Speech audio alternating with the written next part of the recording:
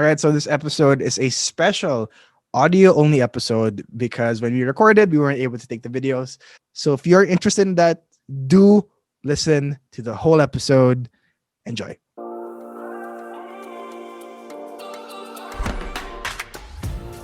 All right, made possible by Wavecast equipment and produced by Sand Studios.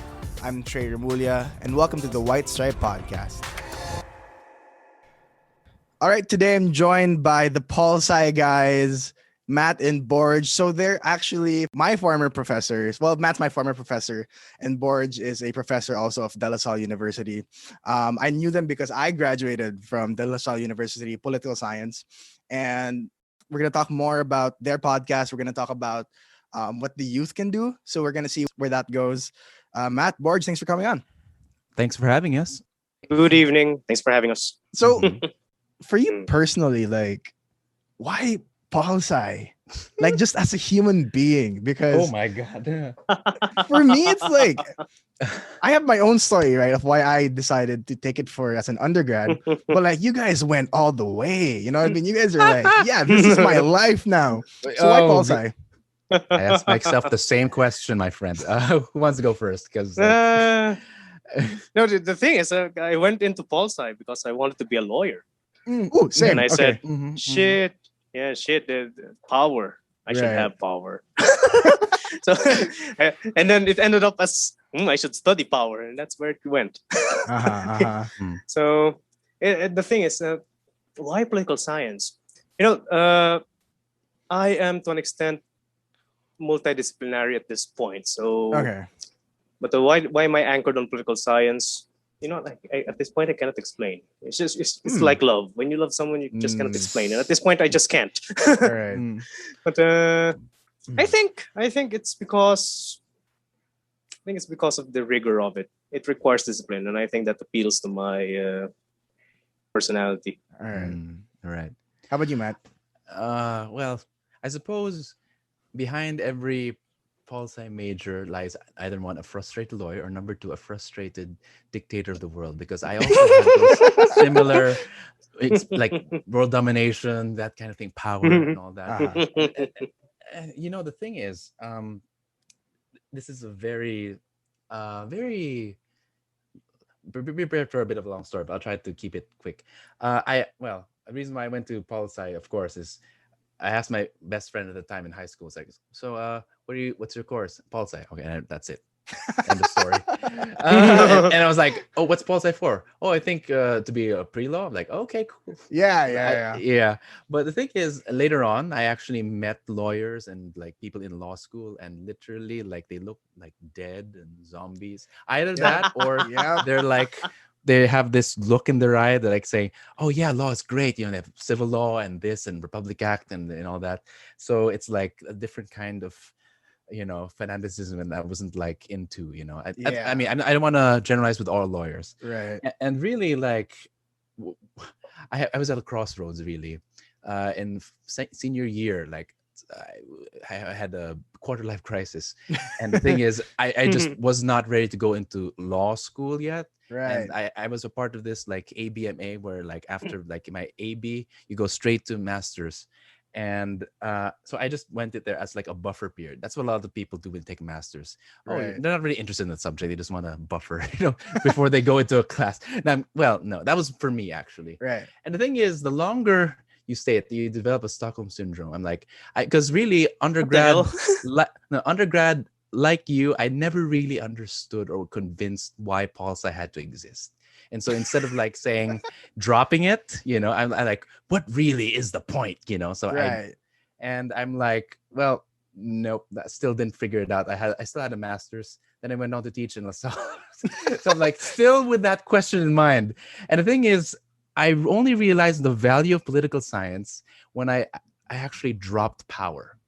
Because because for me, this pursuit of power is exhausting. Right. And the thing is, when you like, there's always, when you fight for power, there's a winner and there's a loser. And you don't like thinking like, even if you win, there are a lot of people that lose. And the thing is, what keeps me in Pol-Sci, really, and I discovered it teaching Citigov. when I started off, I hated Citizenship. No offense, Borj. It was a great module, But here's the thing: what I really realized is like, what's the point of citizenship? So I actually went back to people like Aristotle, people Right. like Max Weber and all the philosophers. And Borj and I share this love of the old philosophers. They have this old wisdom and saying, what is politics? And politics is, it's being a political animal. It's like finding out what is good for society with other people. Also, it's like for Hannah Arendt, it's having a shared world and preserving it and defending it as from collapse. That's the thing that. And when you think about common goals, it's a beautiful thing, So yeah, Borj, you were saying? No. I was just thinking. I think we agreed on this one. We're transdisciplinary. So Matt is a philosopher on the outside, but political scientist on the inside, and he's trying to get that out right now. Right. Well, I am political scientist on the outside, and I'm philosopher on the inside. All right. But yeah, Right. it's this fascination with knowledge, really, Mm-hmm. that got us into this. But it's a much better world if you just change your thing with power, because I know there are people who are generally interested in power, But the thing is, it reveals it's like it's how you say. It's like it kind of puts up you in common with like a stockbroker. it's endlessly seeking for like something that's empty, like air, it's like power, but for what? And it's like when you remember like Cambodia, that is pursuit of power. It's about power as winning, right. And as a result, you see like the consequences. Like if you were there, like I don't know if I told you this, but when I was there, I felt like it was haunted because of the killing fields. Oh, like same. Like the ghosts of like those that were the dead Cambodians that were killed in like by Pol Pot, and the people around you that were alive felt haunted. You know what I mean? Yeah. Like even our what's his name? Like the Tour tour guide. guide. He was like constantly in the verge of tears.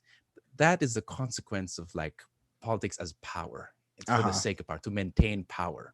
And that's why I could never understand. Like if that's politics, like, count me out. Right. But we look at like politics as, again, the pursuit of truth and applying it to truth, like building a society where people can like properly talk with one another, discovering new things on how to solve problems, like community boundaries. That's count me in. Right. So yeah, that's why Pol-Sci. It's both. That's one thing. It's quite funny because like I do relate to I think both of you as well, right? Because like I went into that because I wanted to be a diplomat at the time, and then that changed into a lawyer.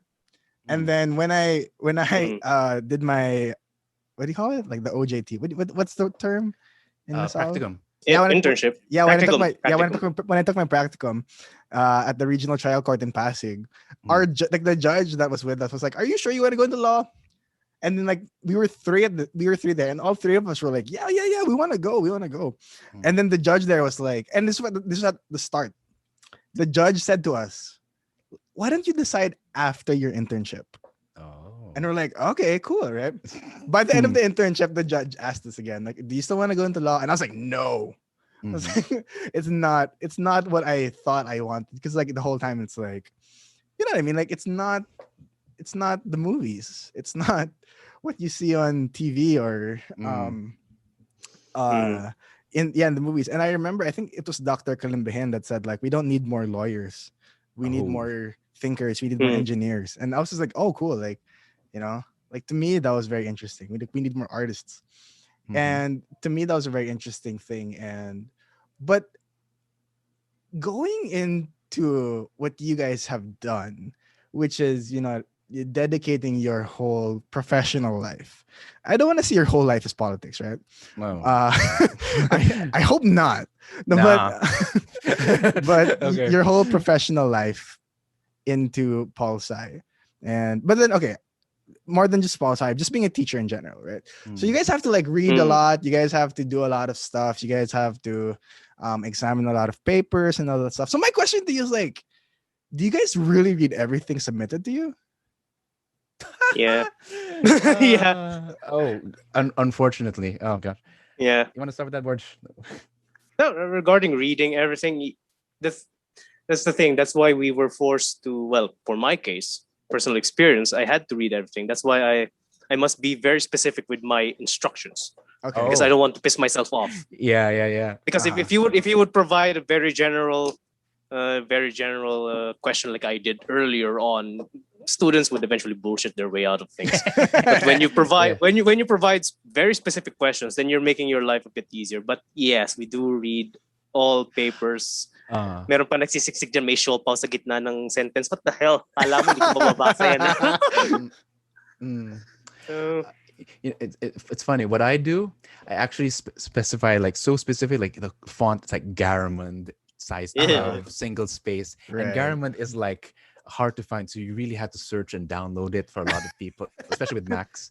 So you really if it's like in Calibri body or Times New Roman, I'm like, yeah, you didn't pay attention, you know. Okay. And I normally check this theory, but it's like if it's in Calibri body and like Times New Roman, it's normally like not really bad, you know. So it's it is like format is actually like a litmus test, and really like, I mean, I try to be generous, you know, but really that's also like when you know that someone is serious, when they actually follow even the simplest instructions. People hate me for it, you know, but at the same time, I'm like, it works. It's saying like, you don't have the intention to detail. You know, if you're going to be a doctor, I don't want to be that kind of doctor. Yeah, who doesn't know which kind of like which to cut and which not. You know, so yeah.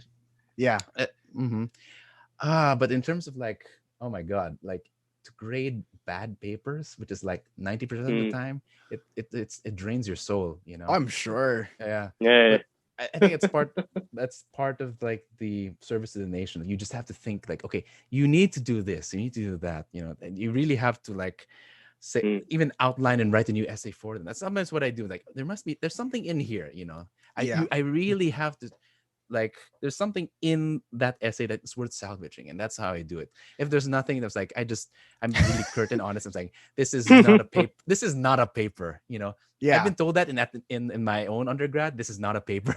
I say that sometimes. This is not a paper. This is not a. It's sentence. A hostage situation. Yeah, that's perfect. Yeah, this is a hostage situation. I don't want to read this. Go. Right. But no, like clear writing is clear thinking. You know, if you need to learn how to think, learn how to write. That's what I got from, of all people, like Jordan Peterson. Is that okay to mention that guy? Yeah. But you know, okay. But anyway, yeah. That's what I apply, especially. That's why I insist. We just try to make our lives easier. Right. That's why I insist on essays. You really reveal, like when you write an essay, you reveal a part of your personality. Right. In the essay. Yeah. And I personally love essays. Like that's just me. When a professor says like, "Oh, you have an essay," I love that, especially if it's like a subject that I like. Because I've never been a good memorizer. Not even like grade school, high school, whatever. I've never been a good memorizer, but I could always do a bit of analyzing and communication. You know what I mean? So I loved essays, and personally for me, I do have of course. So because I do love it, I have a bias for it. Because I was never good at memorization. So, but then to me, it's a good way to measure how someone understands something more than just giving the right answer. But that's just me. Do you agree with that, Borj? Yeah, same here. I'm not good at memorization. Okay, that's why I took Pol-Sci. I actually wanted to take history. I said to myself, I am not good with numbers, even if those numbers are dates. So Pol-Sci. You know, the trick is with memorization is that it's not about memorizing specific things. It's just knowing where to find it when you need that's it. good. And that's a skill that everyone should take into account. It's not about memorizing word per word. If you have a pictorial memory, I think I do have a pictorial memory, but only specific pictures, not words. But I do know where to find shit when I need it. Okay, so which book, which article, but regarding, and also note taking is important with that one. But regarding essays, personally, I like writing my own essays per se, but I'm not keen on requiring my students to write essays. I did require them to write essays, but what I do focus on would be on actual research, the discipline, the rigor of providing a well-structured paper. And I think that's also one part of research and to an extent teaching that I have missed, which is one way to make your life easier in checking research papers is that you must keep you must be updated with what they're writing so that you would know what to expect. So when the final paper is submitted, you already know what the content of the different sections that you have checked in various times, previous times. So you just focus on the main parts of the research paper. So that makes life easier. But essays, I did require my students to write essays. That's why I said I provided very specific questions, because if I don't provide specific questions, they end up just either providing a well thought out essay with full of insights and proper citations, or they would just bullshit their way out of things. So I seriously don't want to piss myself off with such things. Bullshitting is a knife skill. Yeah. You know what? Like, okay, like just to be candid, I do consider myself really good at that. Oh well, that's a life skill. If you give me a general question, I will find a way to pass the class, even if I don't completely understand it. Which is what. Okay, so first, me being able to do it. If I was a professor, I'd be like, no, I don't want my students to do that because like I know it's possible.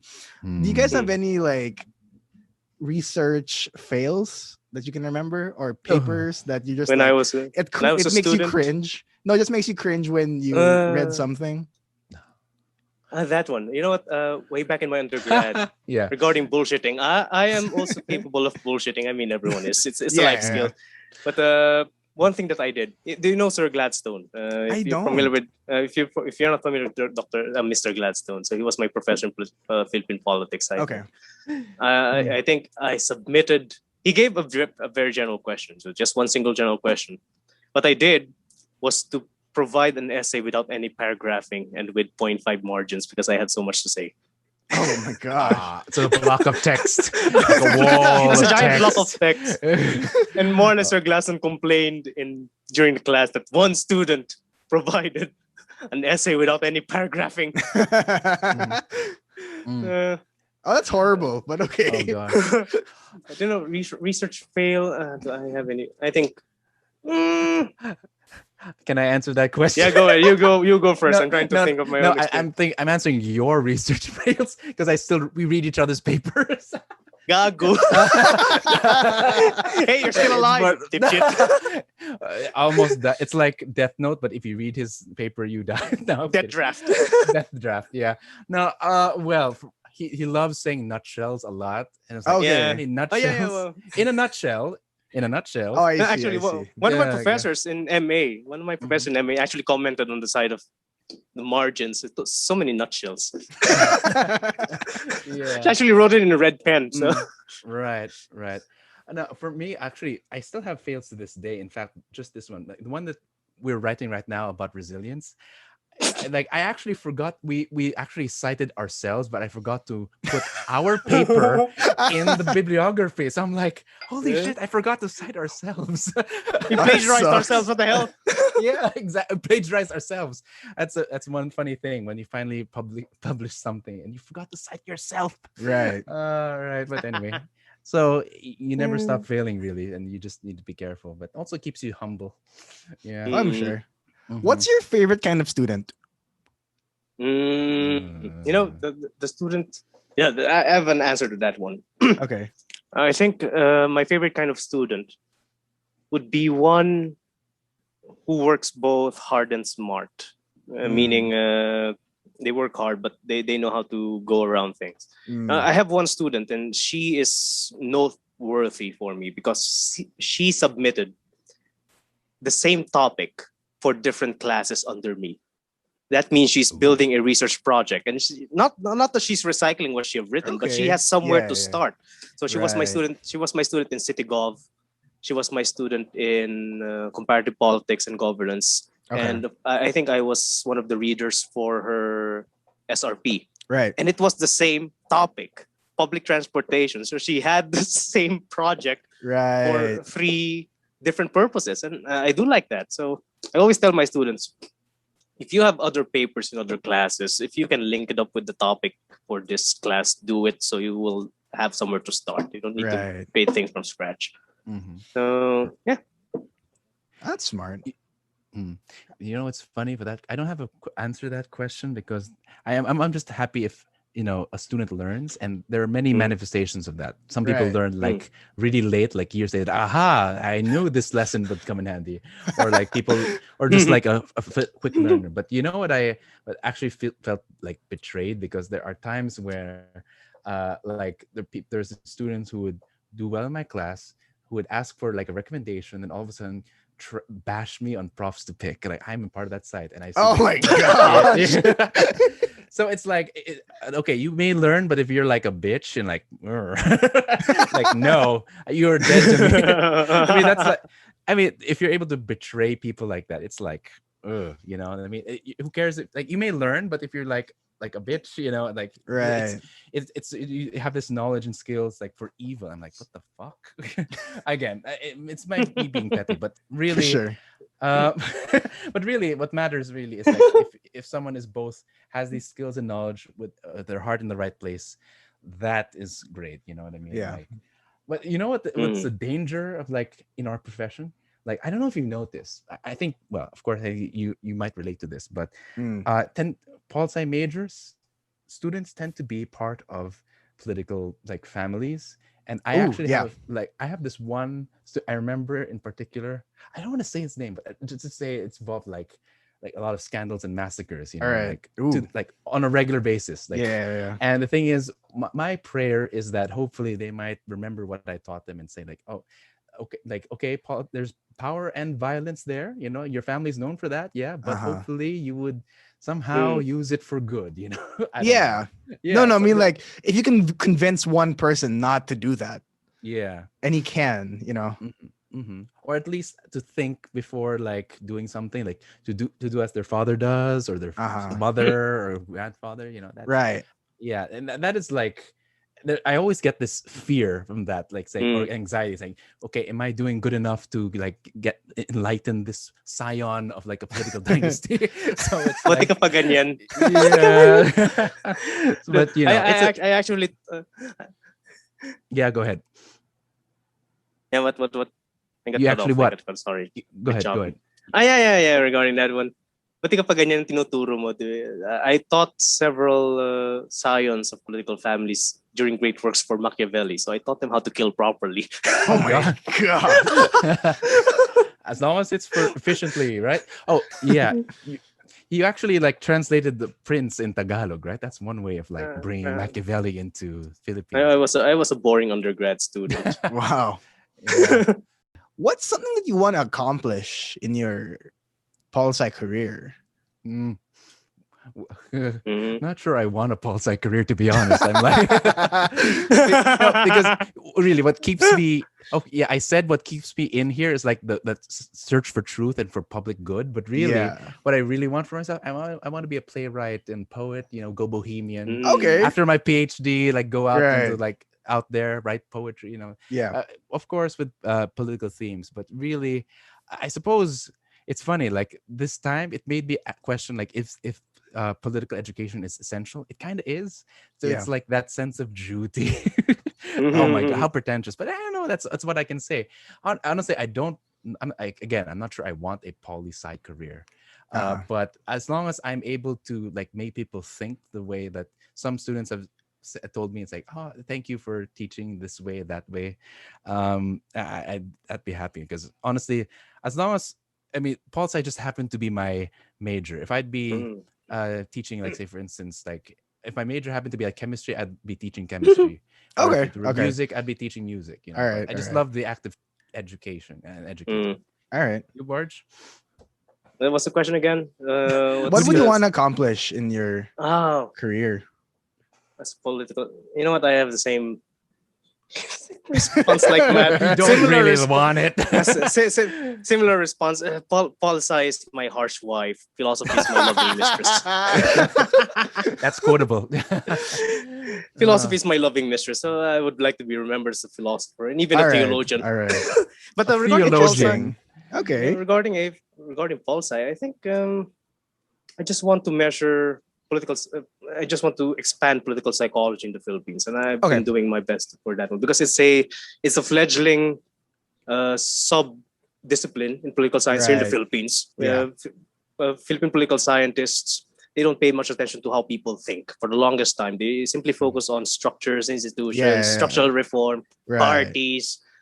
It's a matter of how people think, how their attitudes, and eventually their behavior. That's why they're baffled by people voting for the likes of Duterte.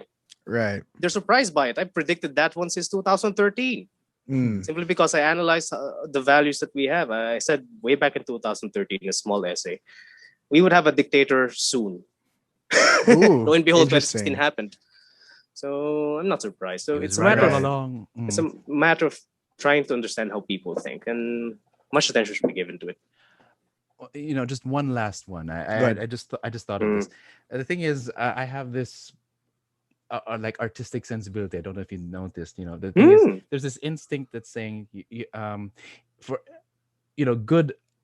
I know you're artistic as well. Your audience is in a way artistic. Even interviewing artists, actually, I noticed. Right. And the thing is, one thing that your audience might relate to is really good education. Good art is good education. Because when you look at a piece of art, you try to find why did this person do it? What's so beautiful about it? Right. Judge. Why is so beautiful? So, to apply that in politics, you have to ask the question: is there any beauty in politics? And the thing is, that is always a challenge, and I love challenges. I want to try to teach people to look for the beautiful in politics. One great example, very recent. It's very difficult, but community pantries. My God, right? There's even beauty in violence sometimes, but again, in a perverse way, even tragedy. But there's also from there, it's how people adapt to it. That's another thing. Yeah. How people survive such tragedies. So you find the beauty. If I'm able to teach people to find the beauty in politics, whether it be in good or even in bad politics, I don't know. There's even an elegance in the corruption of Gloria Arroyo, for instance. My gosh, people. Some of the pantry discussions, in the political science, a lot of our professors admire Gloria Arroyo.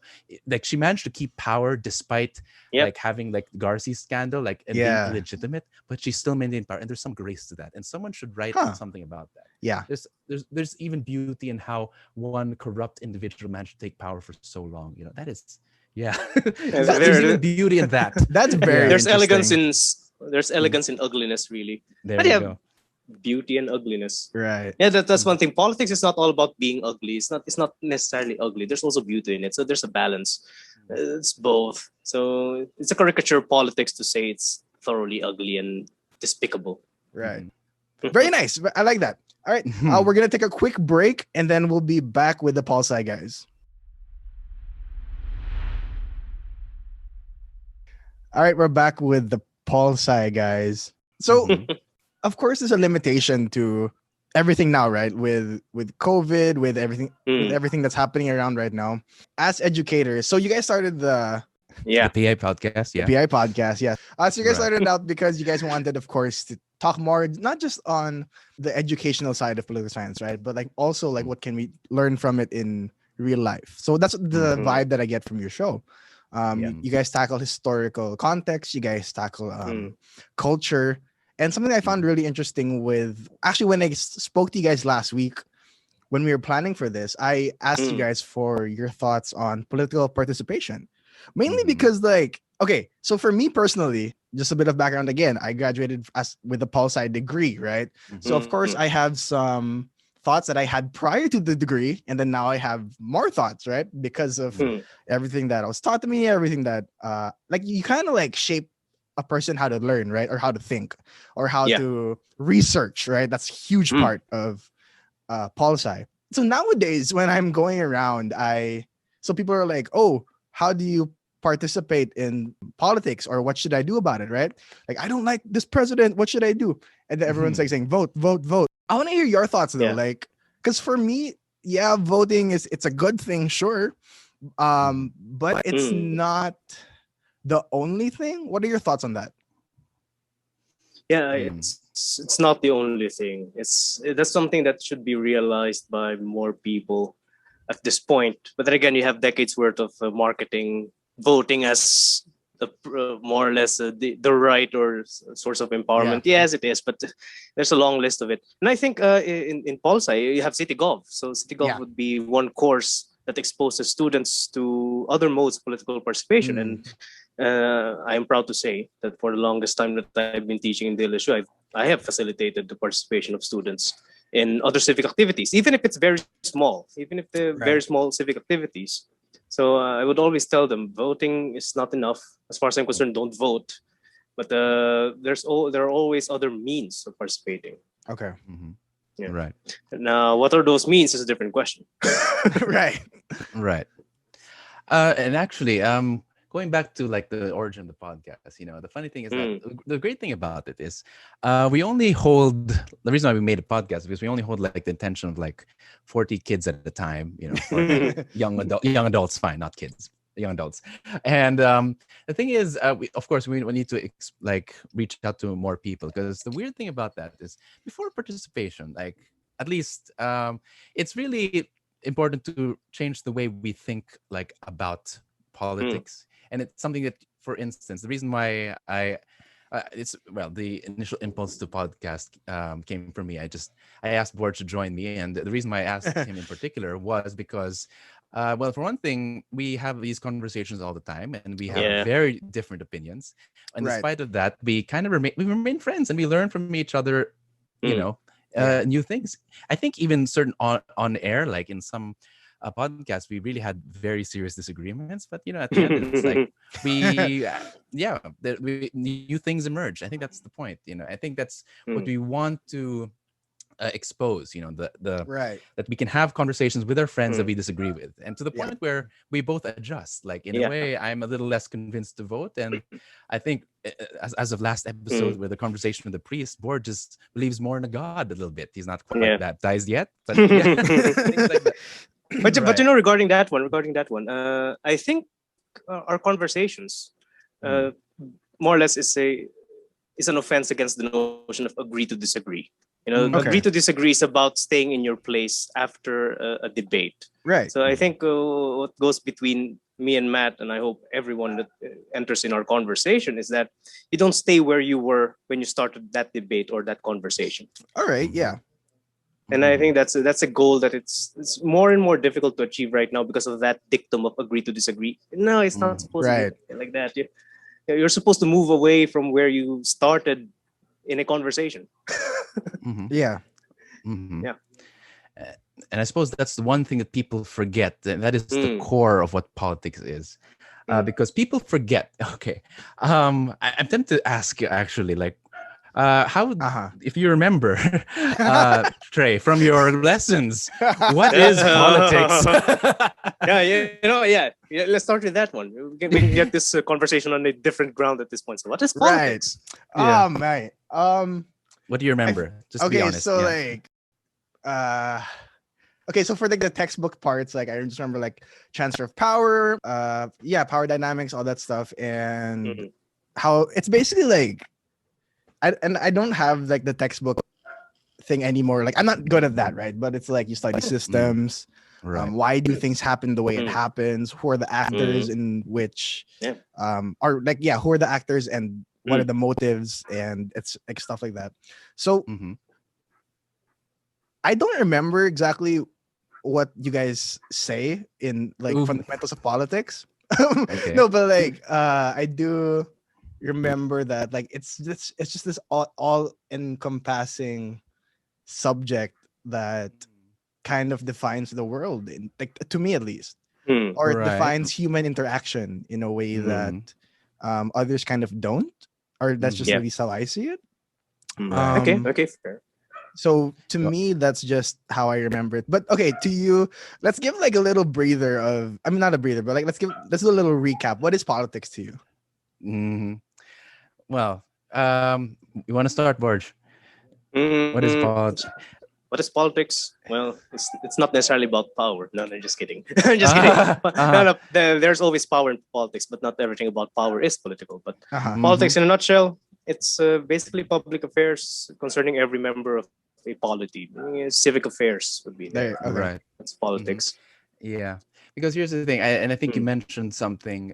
I would I wouldn't blame you for that definition. In fact, I think that is one thing that Borj and I are actually trying to correct, because we have a very more different definition of politics, which is against the grain, really. And the thing is, the sickness that right now of political science education right now is they always try to say, even in senior high school, in public schools, people say this: politics is about power, and because power is everywhere, then politics is everywhere. And exactly, Borj is saying no, it's not. And that's one thing that I want to, like, in a way, correct, and I think that's probably why there's this constant anxiety right now, even like, for instance, in popular culture like Game of Thrones and House of Cards. They always say that politics is about like power, and even it's like who sleeps with who, but in a way, that's like, if you go back to Aristotle, that's not what politics is about. It's just like drama. And not all drama is like political. Like, like, do the citizens care like what happens in this bedroom or that, and even like the consciousness of like popular culture, they always say that even Hamilton, they say politics is all about who is there in the room where it happens, and it's like, no, like, that's why, in a way, Borj and I go back to the Greeks, saying that there's this, like, you should be out in the agora, the marketplace, the public space, where people get to like shout at each other, and then actually out in the open discuss like, what should we do as a society, or as a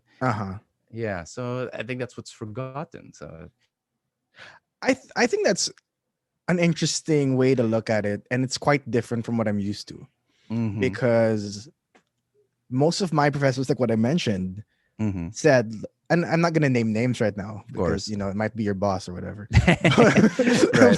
But then, we love them. Yeah, yeah, and we love them. But like, that's the main idea that came out of it. Watch this show.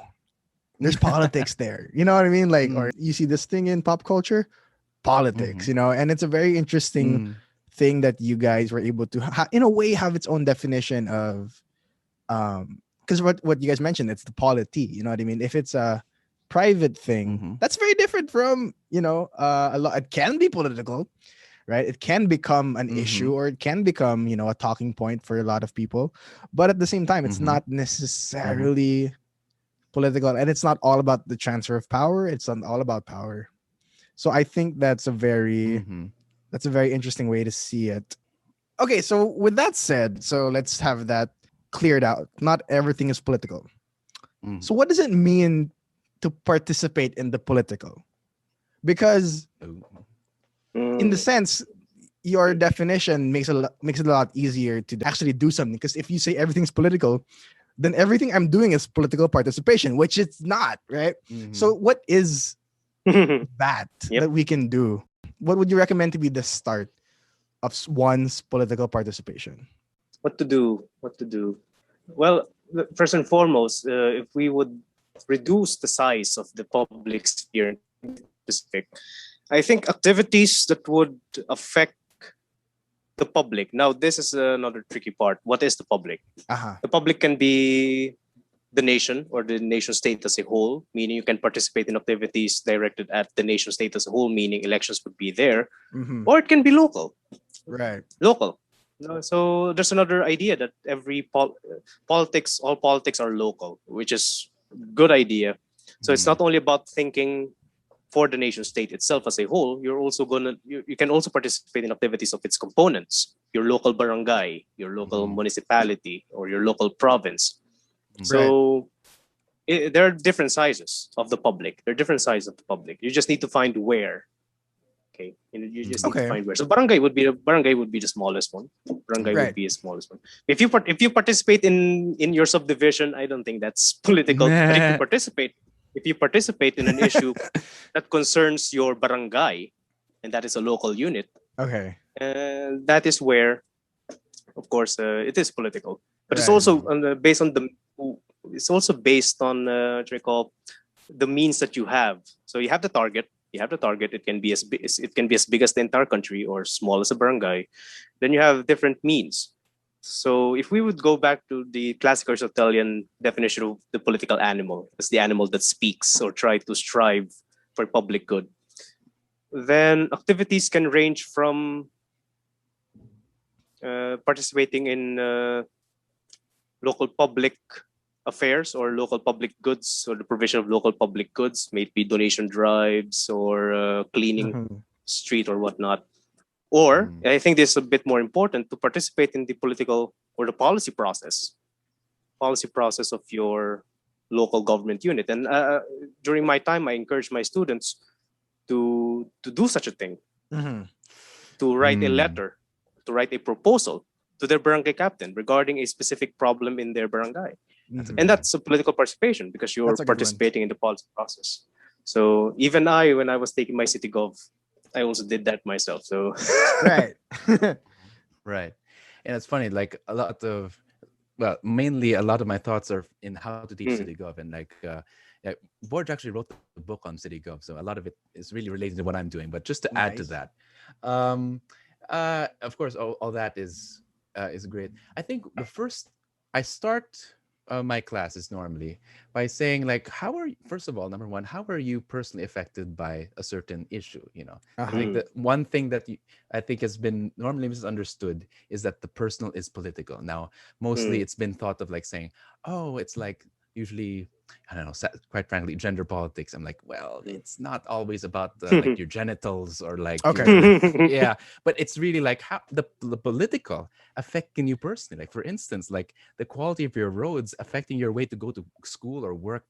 That's as simple as that. And the thing is, you have a role in solving that problem. Making your voice heard. And the thing is, one of the with students, it's very difficult. The tendency for students, everyone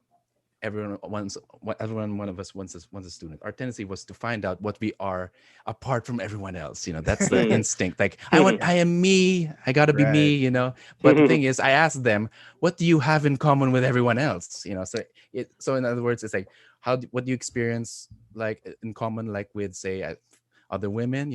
Women talked about sexual harassment. Or how about other people, like other scholars who need assistance just to go to school, or member of a certain class. So that's one thing that you have to let students think about. Like, what am I? Because here's the thing. I want to frame this in this stupid label, which is called youth politics. So what the hell is that? What does that mean? I hated it. Yeah, because here's the thing. You are young, but that's not a basis for politics. All right. Are you a young student? Then that's student issues. Are you a young lawyer? Then yeah. So in other words, you have to reflect, like, what rules do you follow? What world are you in? Are you occupying? That's how you define your politics. So basically, it's not enough to say you're young. Yeah. This is my politics. It's based on a shared set of rules, and and how you negotiate them, how you occupy a certain condition. It's not just being young, right? So yeah. I think one thing that even we talked about this last week when we first spoke. We talked about the need to be informed, right? So when we talked about that, while I agree with it 100%, there's also a sense that it's really hard to find out what's worth following nowadays, right? So if you're like, let's say, a young person, let's say you're not trained to do the research, or you're not trained to, distinguish, is this trustworthy? You know what I mean? And sure, that might say something about the school systems that they come from, or even the course that you took. Because for some people, like, they're geared differently. It's more like, oh, I read information, it must be true. But then it's also really hard because I don't want to get into the whole topic of like fake news, because it's not necessarily what it's about. But how do you know that you're informed by the right thing, especially when it comes to politics? That's a difficult question. But I think we can go back to the earlier theme mentioned by Matt. I think that's saying that this generation may be one of the most political generations ever. And at this point, this generation, this time frame, it is quite cheap to be political. It's easy to have a political opinion. I think we can start with that. It's easy to have a political opinion. It is far more difficult to have those opinions validated. Now, how do you validate your opinions? This would take time and resources. Right. Okay. This would take time and this would take attention span. You cannot have a society of citizens if it's full of people with goldfish memory. And I'm not saying 30 seconds, more like 5 months, then they forget about things. So it takes much. It requires much resource, time, and attention. Now, how do you validate what you have? Again, this is the advantage of being a political science student. You have the capacity to do research. Right. And the research is not about, it's about corroboration first and foremost. It's about trying to find whether that quote unquote fact is corroborated from different perspectives. And of course, it's also about exploring different perspectives. So it's the right idea. I think, it's very tricky. I'll put my bets on one thing. The right idea, it's not only about being factual per se. It's not only about being factual. It's about holding or looking at the same object from different perspectives. Okay. Because if you're only looking at it from one perspective, then that I think is wrong in a sense that it is incomplete. Okay. It is thoroughly incomplete. And that's the great paradox. You cannot have complete knowledge of everything, but you need to strive for it. You need to strive. So it's quite absurd. Speaking of not being able to know everything, and fake news, I actually am guilty of sharing fake news one time, especially when I think there's one news item like where, Kim Jong-un was dead or assassinated. I'm like, oh really? Share. And I'm like, and I Facebook actually notified me, you have been blocked for sharing fake news. That's embarrassing. So yeah, because again, I have no pretensions, but let's just say even I make the mistake. So one thing I'm gonna take that's what Borj said to a whole nother level. It's like you it's almost I have to accept the possibility that it's almost impossible to be fully informed on anything really, especially with the quality of there's a saturation of information, but the quality is not really that great. Yeah, not great. So the only thing that you can do really is not to rely on information, but really to have that constant capacity to doubt and to process that information. Yes. As long as you have that for that skill to separate the wheat from the chaff, and to evaluate. I think that's more that is the more valuable skill. At least for instance, there are a lot of books about this, but what I normally do is I also ask who is providing this information, and the question I would ask is, would they benefit from lying or from so it's very difficult, and I'm not prepared to reveal that my own process now, but I think what I can say is that process matters. It's not the information per se. It's at least ask the right questions and evaluating that information. But I think I do get your point, Trey, regarding the frustration behind trying to find the right idea, the right piece of information. Yeah. But Matt is right. Everyone must have the capacity to constantly doubt what they know. Okay, that's a good point. Yeah. That's very difficult. You know why? Because arrogance, human arrogance. It's not easy. You're right. It's not easy to doubt your own ideas. But I think the solution for that one, to elaborate on what I said a while ago, is that go ahead. To those who have the capacity, those who have the time and resources and the attention span, what they can do is to look at that same object, may it be your own opinion or may it be an issue, from as many perspectives as you can. And I think that is what you can. That's the basis, I think, of an informed opinion. So an informed opinion is not only an opinion based on data. Right. It's also about having an opinion that have examined various perspectives on a specific problem. For example, if you look at problems like food security, Then you look at it from the perspective of manufacturers. You look at it from the perspective of farmers, from the perspective of consumers, perspective of distributors. Then you make your opinion. Right. Mm. Is there any Right. other steps that you guys think that young people should take in Mm, political participation, or is it mainly inform yourself and do what you can? You know, it's No, funny. yeah.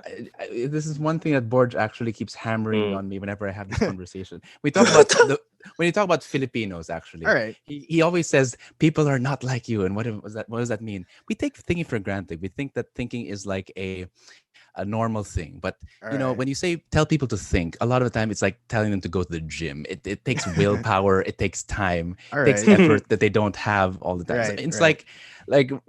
like okay, it's like thinking is like we like to believe that thinking is everyone is capable of it. You know, people are capable of thinking when uh, people can be lazy. Even Uh-huh. even I can be lazy at thinking sometimes. Heck, that time with Kim Mm. Jong Un, I wanted him to be dead. I'd love to believe he's dead. I posted it, and then I got I got in trouble for it. So, Right. well, the other thing to do is to well, not only doubt your sources but doubt yourself. Are Mm. you Okay. real? Yeah. Is this the right thing to think? It's like Yeah. is this, am I being right? Am I being fair? Am I being just? Because more than just affirming your bias, you Mm. have to really say, is this true? Is this Mm. fair?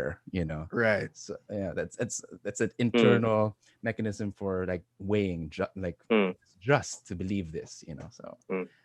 you want to add on that, Borj? Am I being multidimensional? I think that is something that I would add. All Because right. bias is necessarily one dimensional. That's how you can identify your biases. If you Uh-huh. can examine yourself, the things that you have, the things that you hold that are forcibly one dimensional, you hold on to it without examining the other side. That's a bias. That's a Right. bias. But yeah, that's one thing that I would add.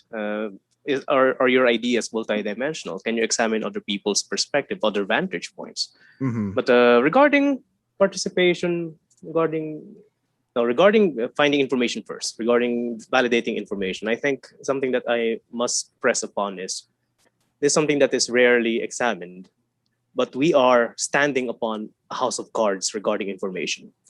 We have quote unquote credible sites. We have credible sources of information. We have newspapers, but the credibility of these newspapers, they're also dependent on society itself. Can they be forced by powers that may Uh-huh. be to? So there is also fragile. So we may have a congested information system. Everyone can know so many things, but the basis of it, the quote unquote credibility, is also under threat at this point. So Right. free press. Now regarding participation, there's also one thing. Elites can create spaces for political participation, and I think the best thing that the youth can do at this point, good for them if they are under a local government leader who opens spaces for Mhm. public deliberation. And if they do open up spaces for public deliberation, I think they should participate in such things. Right. But then again, it's dependent on the leader if they would open such things. So let's Honest, say yeah. trick Yeah. about it. Mm. It's Mm. that's another thing. I suppose the other thing that I would like to add to that is to be creative, because that's one of my favorite political theorists, Hannah Arendt. She always says that freedom is the ability to be creative and find new ways, of doing Mm. things and thinking. Mm-hmm. One of the worst things that you can do actually is is to simply follow orders. That's what she said about the Mm. banality of evil. When you say banality, it's simple. Mm. And Mm. she talked about this with like the Nazis, during the trial Mm. of Eichmann in Jerusalem, and she said that she noticed that she was watching. This is supposed to be the war criminal, one of the most evil people in the world, but he seemed so boring. He looked like he looked like her uncle or something. So Mm. boring, but really, his worst crimes were because he was simply following orders. Right. And I think I think that's one thing that we should always remember. Like, if you're simply following orders, that's not enough. If you're simply following, ay, sabi ng Rappler, or sabi ng Karaoke, or something. That's the one thing we have to, I suppose. Or like, here's the thing: if like the government does not provide you new means of being creative, or like being or participating participating, you create your own. That's the beauty of like the community pantry.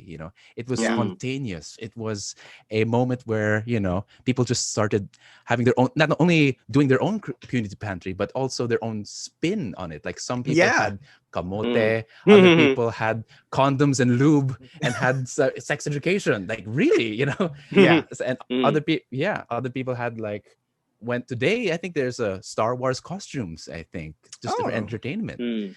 So there's all different kinds of community pantries, and it's a way for Right. people to find different versions of things. So I think that's the point of like politics. Now that's the beautiful thing about politics. Like if, for instance, if you see politics as something boring and the same thing, if it's just laws, you're thinking about it wrong. It's also Right. creativity, and how to solve. It's creativity aimed at solving public problems. Oh, It's one okay. of the greatest things, Yeah. yeah, that you can discover. That's a great distinct. So Like yeah. that's a great line to draw. It's creativity in a public setting. It's again, Mm-hmm. it's I feel like this is a very informed discussion, of course. And do you have anything else you want to say regarding participation before we go to the break? Participation. Well, we are in a rut right now. I will not mince words. We are in a rut. We don't have so many effective means of participation, and the effective Right. ones are those opened up by more or less democratic elites. So you have public deliberation spaces opened up by select few elites, and I think those are the only effective ones. And I think that's a challenge. That's a challenge because political participation, if you participate in an ineffective one, you're just perpetuating a cycle of ineffectiveness. But we are trapped between a hard place and a rock at this point. So you have ineffective modes of political participation, and then you have elite-sponsored political participation. So Right. How can we be creative with such a thing? And that's a challenge. That is a challenge. Right. Yep. Yeah. I suppose what I have to say is an answer to that, and that's just to think. We've talked about thinking a lot, but the thing is, we know that it is something that takes a lot of energy and effort and time. And so the thing is, it's before we participate, I think it's also necessary to know, when not to participate. And here's the thing: a lot of people like take flack from me for this. Like, why aren't you saying anything? Like, why didn't you sign this? Why didn't you sign that? And I'm like, well, because I need to think about it, and it's like, and people hate this, analysis by paralysis by analysis. Yeah. And my response to that is, if you remember that statue by Rodin, I think, The Thinker, and some versions of it, him sitting on a rock thinking, some people put a toilet there, and I say, you know what, that's like that. You need to go to the toilet. You need to sit down. But if you're there for too long, there's probably a problem. Yeah. So it's a natural thing to stop and think. And I think that's probably why politics is so toxic, because they're there in this 24/7-hour cycle. There's always bad news. There's always political. Right. You have to learn to take a break and reflect. Like, okay, what are my positions? And I think that we've talked about this before. Like this book, it's called the Private Death of Public Discourse. And the reason why public discourse in America, in particular, is going so badly is because they don't have an inner life. They don't have a time to meditate and reflect. They don't have to go to church. They don't discuss in the dinner table. They simply just go out there with all this nervous energy and anxiety, and just express it as is. So learn to pause, and then you think, what are the new ways of looking at it? So I suppose that's what I can say. That's, to me, very refreshing to hear. Thank you for saying that. Because it's been like a struggle as well, because you know what I mean, like you exit at least for me, right? I exited the world of political science study, right? When I graduated, it's not like I'm surrounded by scholars anymore. I'm not surrounded by people who studied the same courses I did. So a lot of times when people talk to me about politics, you know what I mean, like I'll have a conversation in a party, or like like a gathering, whatever, and like, oh, you took political science, like what do you think about this and this that? Like F them, like you know what I mean, like and to me, I'm just like, wait, like I don't know everything about that situation. And they're often like, what? Why not? Like, you have to be informed about blah, blah, blah, blah. But then I feel like that's a really interesting and a very refreshing take on it. You know what I mean? Like, know when to pause. And because, like, that's what makes you a good thinker. If you're not pausing, then I don't think you're really thinking. Oh, yeah. You're not. You're riding a wave. And very nice. I like that. All right. You guys ready for the speed round? Go ahead. Yeah, let's see. All right. So for the speed round, be as honest as you can and answer as quick as you can. All right. So let's start with Matt, and then we can go to Borj after. Yep. For the answer. Matt, what's on your Netflix list right now? Netflix list. Oh God. But Boku no Hero Academia. It's so basic. Anime. How about you, Borj? Yeah. I don't have Netflix. What are you watching? Television are you watching? TV series Upstart Crow. What is that? It's about Shakespeare. Okay. It's a comedy. All right. In terms of music, what kind of music do you guys listen to? Bad Out of Hell Meatloaf. It's a very Tito music anyway. Okay, how about you, Borj? Anything from the 1500s until J-Rock. Wow, J-Rock. That's interesting. Yeah. Okay. I didn't know that. Okay.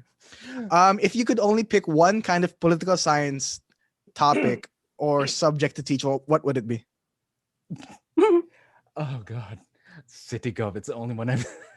So explain CityGov a little bit. Huh?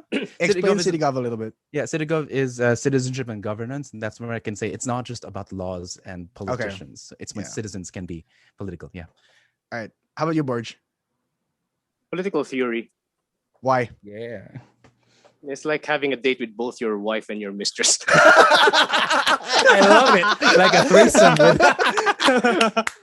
Love it. What's your bold and extremely early 2022 prediction? Manny Pacquiao for president. Oh my! No, he's a smart choice if you get the right people behind him. So he's a puppet. He can do anything you'd say. So yeah. All right, understandable. How about Borj? Same here, Manny Pacquiao. Really? Wow. So both of you Manny think Pacquiao. that Manny Pacquiao will run and will win? Yeah, it would be like 1994, 1992 elections. So many candidates. He would win by a very small percentage. All right. So let's go a bit. I'm gonna ask a bit more specific questions. Just on the top of your head, do you like our party system? Yes or no? No. Why? No. We rarely have parties. It's basically just a group of politicians that like each other, that don't like each other next. So basically they just hop with one to another. So there's no system. It's just a party. You just it's like a part, like you switch clubs basically. Literally. Yeah, for real. That is what it feels like. Yeah. Borj. No, they have a ceiling on the party list. It's not supposed to be there. They have a ceiling of 3 seats. So I think I have a friend who actually wrote a thesis on that one. It's not supposed to be there. Interesting. That's interesting. Okay. For you personally, when did you want to quit Pol-Sci, if there's any time? Every day. It's out of sense of duty, really, para sa bayan. But really, if I lived in Scandinavia, I'd probably be a painter or something. Oh yeah, I get that. All right, yeah. How about you, Borj? I think I actually wanted to quit back in 2012 because one paper frustrated me. I almost burned my data. Oh my gosh. Until my mom stopped me. Where are you bringing those pieces of paper? I said, I'm going to burn them. Then she stopped me. Bad for the environment. Yeah. Yeah. When it comes to being an educator, what's your most heartwarming moment? Oddly enough, Teo, there's some people that say you're actually the best prof ever. I know that's not true. I have colleagues that are better than me, but it's kind of them to say that. Other times, they just make me laugh. Like there's comments that say, "Ang pangit ng PowerPoint mo." At least you're looking at my PowerPoint. At least I know you're looking at it. At least I have your attention. Exactly. Yeah. How about you, Borj? Heartwarming moment as an educator. why can I'm having a hard time thinking. But I think one when when my students appreciated me speaking straight Tagalog during one of my lectures. Oh, okay. Interesting. They were both surprised and they appreciated it. They said, oh, shit. Oh, that's nice. All right. A few more questions. What's your favorite part about the PI podcast? Talking with my best friend. I've never. Well, you go ahead, Borj. I think I have the same answer. Cheesy. Yuck. But I think there's a disclaimer. Our actual conversations don't sound like the ones in the podcast episodes. The podcast episode a bit more structured. Our actual conversations are far more chaotic. Way over, far more chaotic. Pornographic. Oh god. Oh, like a lot of cursing and all that. What? Yeah. Anyway, that's fair. So you curse less on the podcast than in your life. Actually, yeah. We know we have like listeners as young as high school, so it's kind of funny. Well, if you're gonna ask about our title, then we'll talk about that later. But yeah. All right. Give me this short story on your title, actually. Okay. Okay.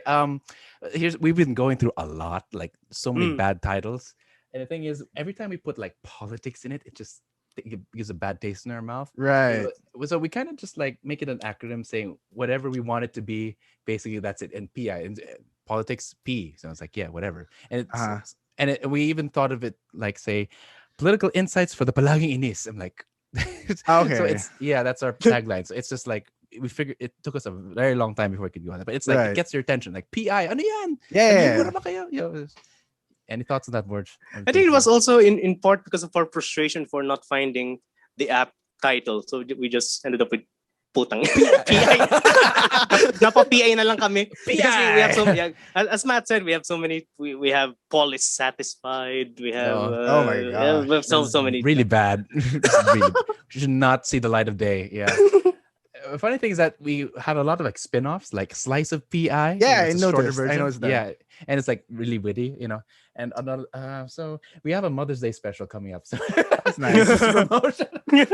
Yeah. All right. I'm curious on what that's gonna be like, but by the time this episode comes out, I'm gonna already know. All right. Yeah. So for those who don't know your podcast, give them a short introduction and a short preview of what you guys talk about. It's just two frustrated Pol-Sci scholars trying to spin a little fun in our discussions. It's just two colleagues and friends just trying to understand something we both don't really understand. And we find new ways. But also we have spin-offs. Like we do things like short takes, like Slice of PI and PI Escuela, where we talk about like we actually try to translate political science concepts in Tagalog straight. So that was particularly difficult for both of us. That sounds really hard. It was hard. Oh my god. But people appreciate it. It's one of the most viewed stuff in our channel. That's so great it's to hear. like so at least it'll popularize it more a bit. So anything to add, Borj? Yeah, we're trying to provide perspectives that are not easily examined nor are usually examined by scholars or ordinary Filipinos. And PI Escuela, I think one of our followers called it Batibot for adults. Which is like... it's so dirty. Yeah, no porn, no. Yeah. Great. Thank you for the disclaimer. All right. Where can people find you? Where can people find the podcast? You can find us at Spotify, Anchor, YouTube. And we even have like an Ask FM at PI Podcast, and even like email us at pipodcastph@gmail.com. So if you have any other questions, please follow us or send us an email on what you want us to discuss. So about politics or even like other things, we're more multidimensional people than that. but clearly, yeah. Borj, anything? Yeah, I think that's it. That wraps it up. But send us your comments or questions, or we can tackle a topic you want. All right, Matt Borj, thank you so much for coming on. I really appreciate you and your time. Honestly, like I love this kind of conversation, and I hope that you guys are open to come back someday. Hopefully, maybe something will happen. We can talk about it. I don't know, but Actually, I'm a longtime fan of the show, and it's great. I feel a bit starstruck to be here. You actually like have like celebrities on. So I'm like, are we celebrities now? Wow, But it really, really, thank you for having us. It's been a pleasure actually to reconnect with you. Yeah, you're always one of the good ones. Yeah, thank you. Yeah. Maraming salamat sa pagtanggap sa amin sa inyong palabas. That's his Tagalog right there. Right. Yeah. Thank All right, you, Matt Borj, thank you so much. Come back on whenever. I hope that if I invite you guys, you just of course come on. Yes. Come to our podcast. Yeah, for sure. Just let me know. All right, guys, Matt and Borj, the PI Podcast. Be sure to check them out on Spotify, Apple Podcasts, YouTube, and wherever you get your podcasts. The PI Podcast with Matt and Borj. Thank you, guys. Thanks for listening. To check out more episodes, go check us out on Spotify or Apple Podcasts. And for clips and full episodes, you can check out our videos on YouTube.